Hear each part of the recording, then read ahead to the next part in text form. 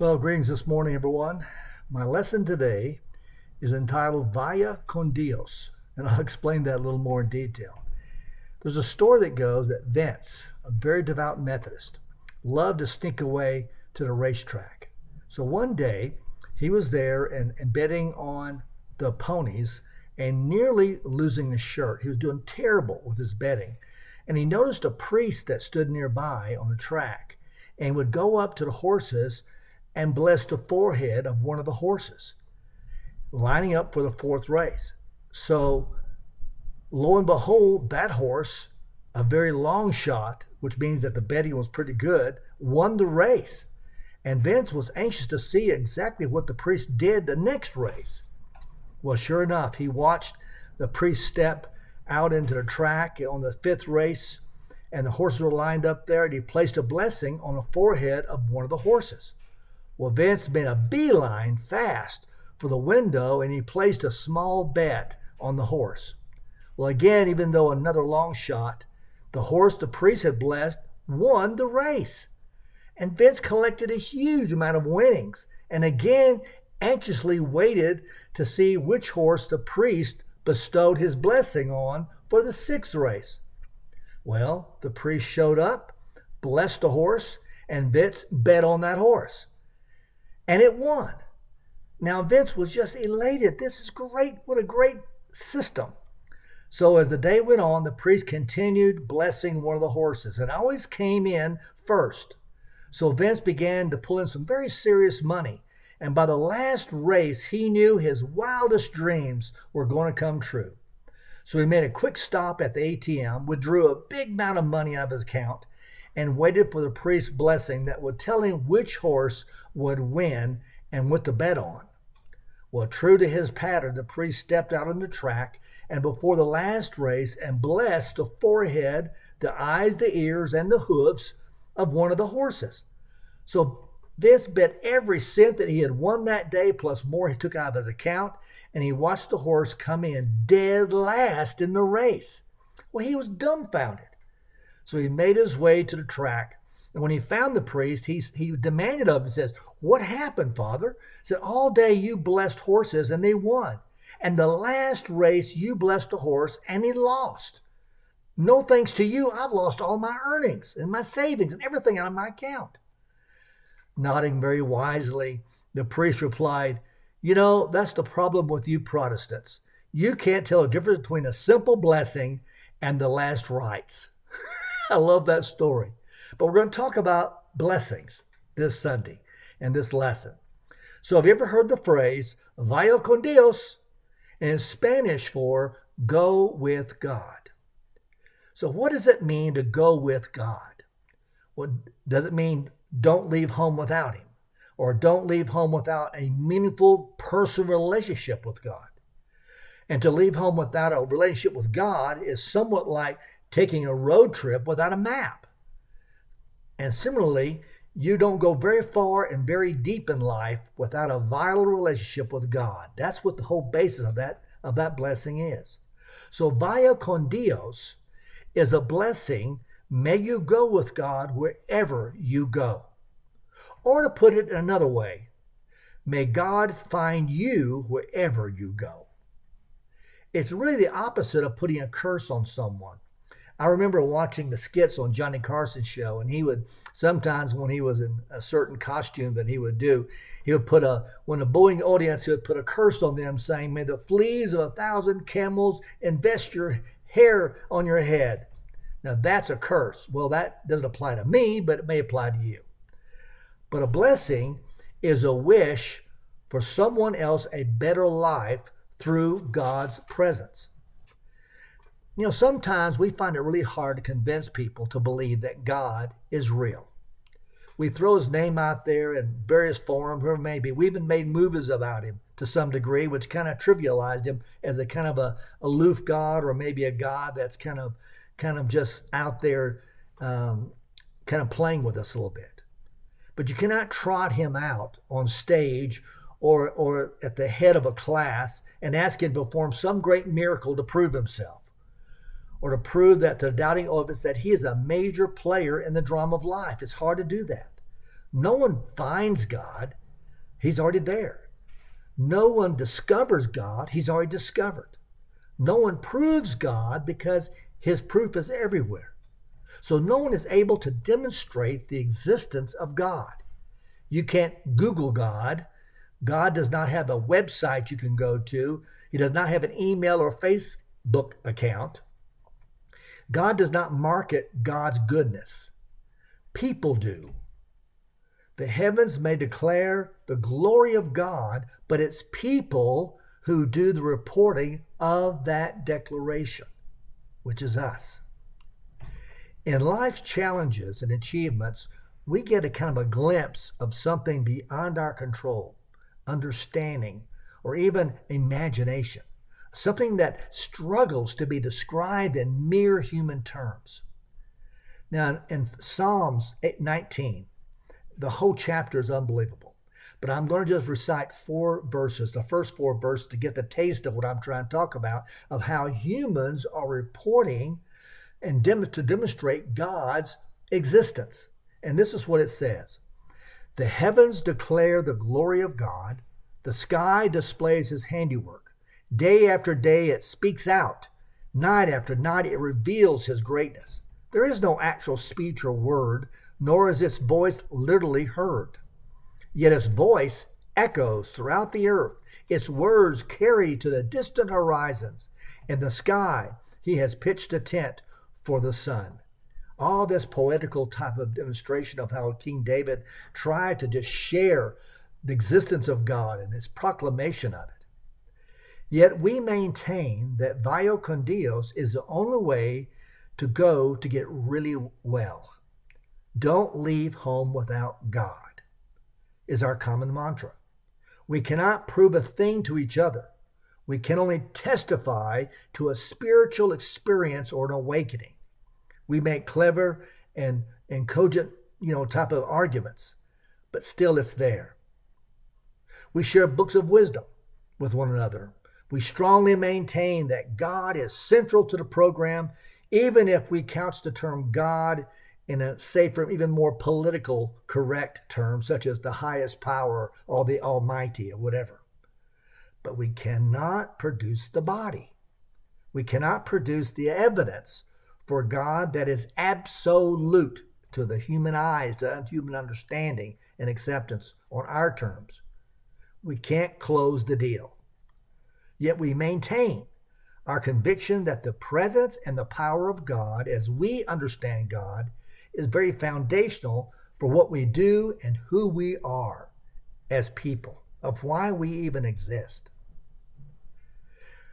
We share this experience of strength and hope. We share our spiritual journey. We talk of what God has done for us all along the way. We leave behind a memoir and mementos of his power and his presence. And we tell stories of our faith in God and how God has made all the difference in terms of courage to go into the face of tragedy, the frightening illnesses and personal failures.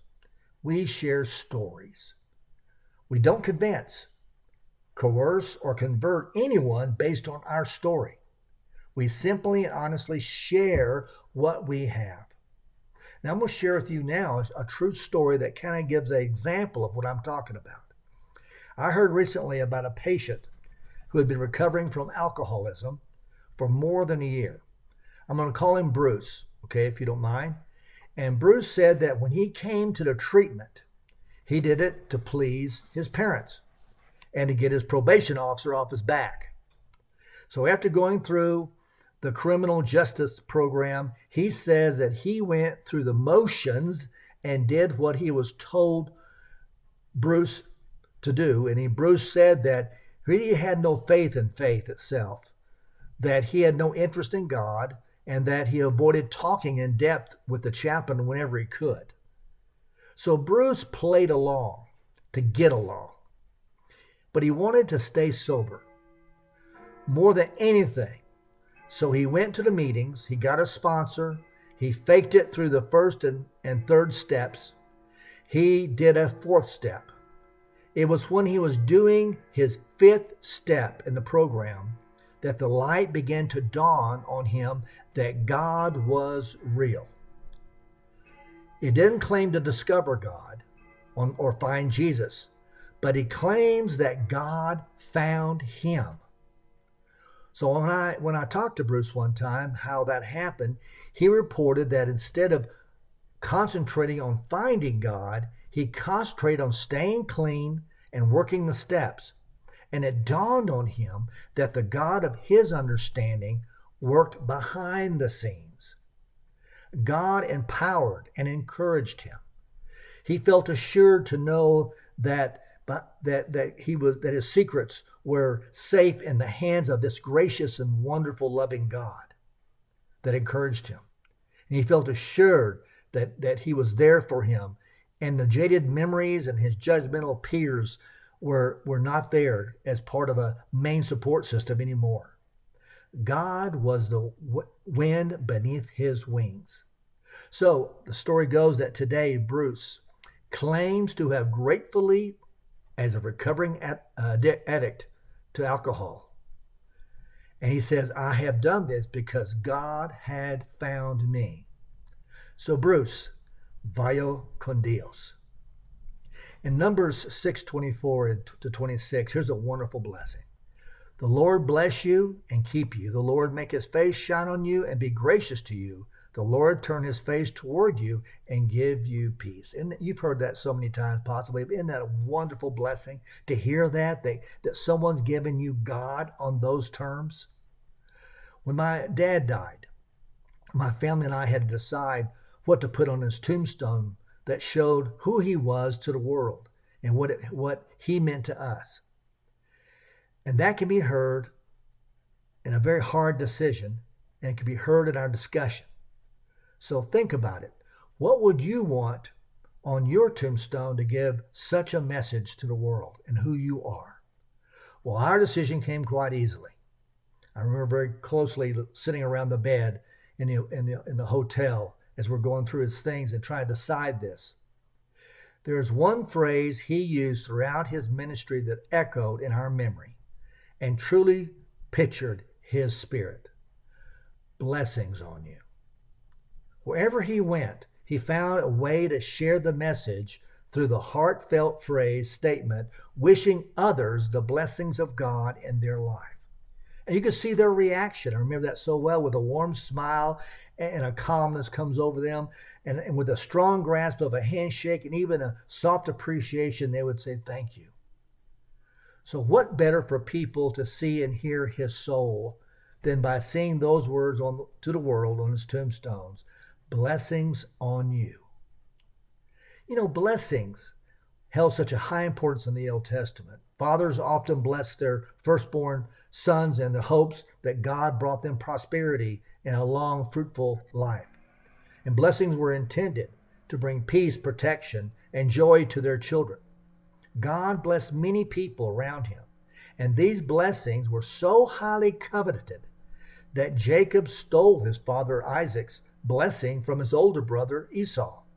So when Esau heard that their father Isaac blessed Jacob and not Esau, he was greatly distressed. And later on, Jacob received an opportunity to bless each of his sons in a unique way. So blessings had a power to it. Now in society, it is rare for people to bless each other anymore. You don't hear that. We're known more for what we are against rather than what we are for. More often when someone sneezes and we say, Gesundheit, did you know that the blessing there was a sort in German? Is used to wish good health for a person who has just sneezed, but could be possibly illness involved in it. We often will just say, oh, bless you, when someone sneezes in English. If we are to be like Jesus, we need to learn how to be a blessing giver as well.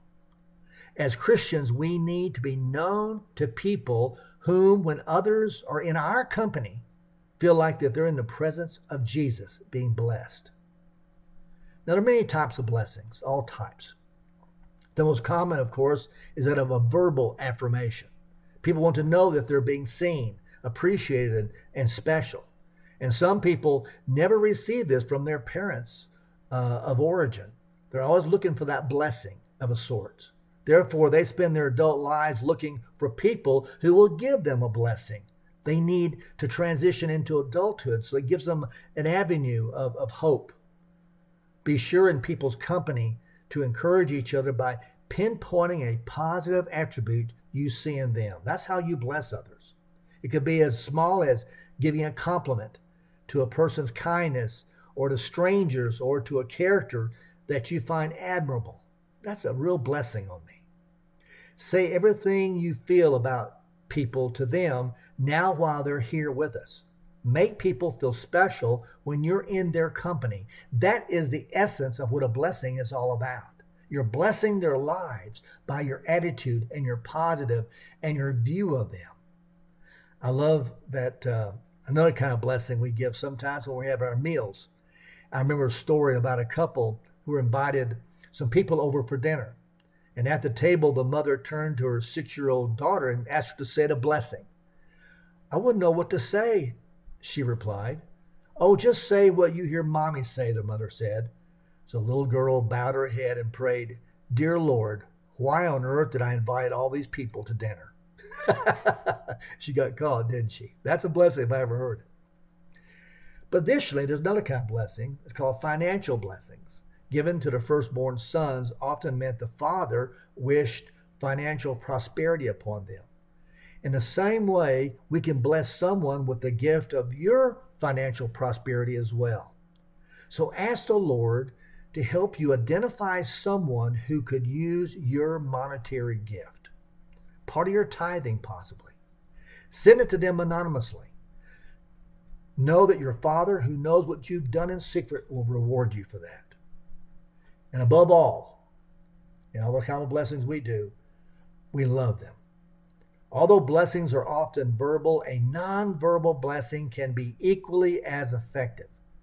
So we identify a person's love language and speak it as well. Do a kind gesture, an act of service. Hug people. Let them know you love them. Spend time with them, letting them know that they're special to you. It don't have to be just someone that you know personally right in your immediate life right now. It could be a grandchild. It could be a neighbor's child. It could be anyone out there that you somehow the Holy Spirit speaking through you and guiding you to bless them in some way with that hug, with that "I'm praying for you" or something. But that's the blessings we're talking about here. I love the wonderful story coming out of World War II. There were two families who were waiting in line after a church service to greet the pastor, and the church was preparing to build a building at that time. The first family in line said, "Pastor, as you know, our son was killed in the war. We would like to give $200 as a memorial gift in his name." The second family came up and said, "Pastor, we're going to give $200, but our son came home. We'll give $500. You see the blessing aspect of that? They were blessed by having their son return safely, and they wanted to show God and the world what they thought of that. So take a cue from one of my former college professors. Allow every person to feel like they are in your presence of Jesus simply because they are in your presence. When they come with you in some form, where it may be, they can just feel the blessings of Jesus in their life. By loving others, you'll find that you're blessed equally as much. And so, in what way can you be a blessing to others? Blessings are especially important not only to the people you love, but people whom you have difficulty with, possibly, around you on a regular basis. How can you bless those around you, especially those with whom you disagree? Well, I'd like to close this lesson with a parable that really kind of brings it all together. So listen closely to this story. In the very heart of a bustling city, amidst the noise and the chaos, there lived a humble tea merchant named Mai. Now, Mai was known not only for the quality of her tea, but also for the wisdom she shared with those who frequented her shop. One brisk morning, a troubled young woman named Lynn entered Mai's shop. Her face was clouded with worry. Sensing her distress, Mai invited Lynn to sit and share a pot of tea. As they slipped and sipped on the fragrance Lynn poured out her troubles, her fears, her doubts about the path ahead. With a gentle smile, Mai listened intently, her eyes full of understanding. When Lynn finished speaking, Mai reached for a small wooden box tucked away on a shelf, and inside were delicate tea leaves, each carefully wrapped in silk. Now, these are very special tea leaves, Mai explained, placing them in Lynn's hand. They represent the blessings of peace, courage, and of wisdom. Brew them in times of need, and may they bring you strength on your journey. Oh, gratefully, Lynn left Mai's shop, her heart feeling lighter, more lighter than she's ever felt in weeks. And that evening, as she brewed the tea leaves Mai had given her, Lynn felt a sense of calm wash over her, as if a burden had been lifted from her shoulders. In the days that followed, Lynn found herself facing new challenges with newfound resilience. She shared Mai's gift with others, passing on blessings of peace, courage, and wisdom to those in need around her. Through Mai's simple act of giving a spiritual blessing, she had not only eased Lynn's troubled heart, but also sparked a chain reaction of kindness and support that spread throughout the city. Now, this parable reminds us of the transformative power of a spiritual blessing and the profound impact they can have on both the giver and the receiver. Just as Mai's tea leaves brought comfort and strength to Lynn, our words of encouragement and acts of kindness can uplift and inspire those around us, creating a ripple effect of goodness in this world. So, this day, just starting out, it's kind of young when you're hearing this, I assume. What can you do to bless others? And what circumstances can you do? It could be in person, it could be through an email, it could be through just your prayers for them between you and the Lord. But reminding them that you are blessing their lives, that God be with you. God be there when you get there. May God be discovered by you. So I leave this day with you with a heartfelt saying, Vaya con Dios.